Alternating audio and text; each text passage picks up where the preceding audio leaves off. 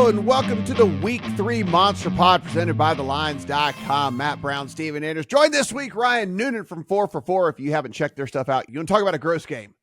Los Angeles Chargers and the Pittsburgh Steelers. Here's you a gross game of the week. Take this game, put it on a rocket, fire it into the sun. It is 1.5 in favor of the Steelers at home. 35.5 to 36 is our total.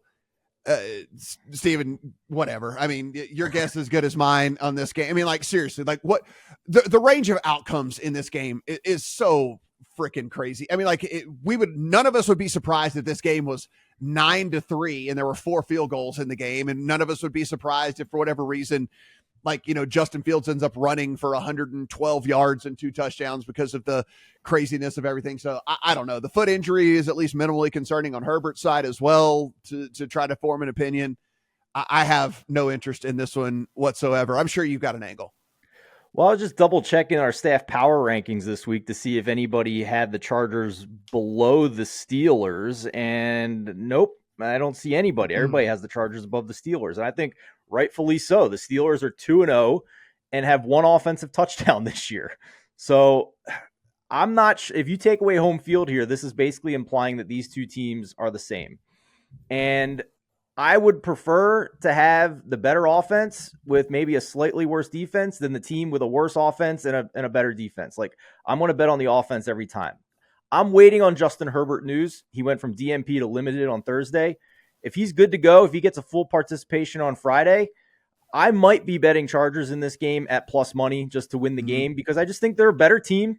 I think that Jim Harbaugh is great, and I think this is a very disciplined team. They haven't really had a ton of penalties or turnovers through 2 weeks.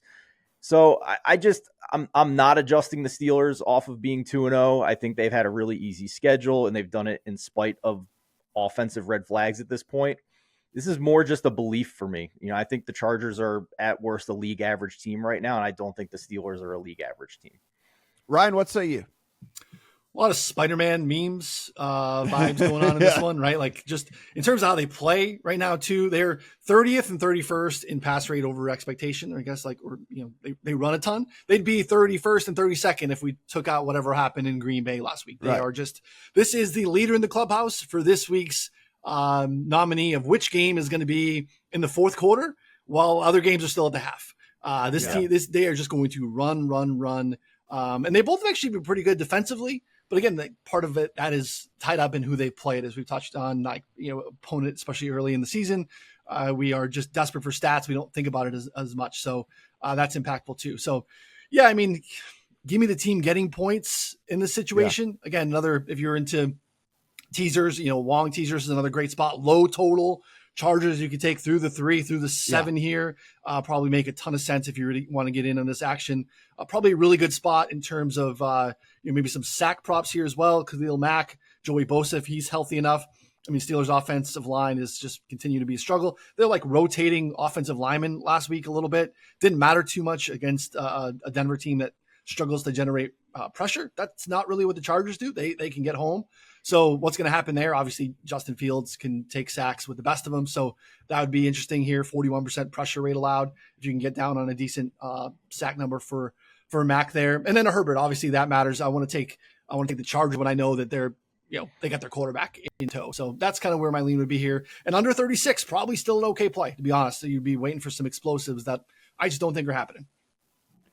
I actually mildly, and unless this is going to cost you guys bets or something, I kind of hope the Steelers win this game so I can unload the clip on whatever the adjusted win total is on the under. So I am just I'm really, really, really hoping the second half of this schedule for the Steelers is just Baltimore, Cleveland, Cincinnati, Cleveland, Philadelphia, Baltimore, Kansas City, Cincinnati.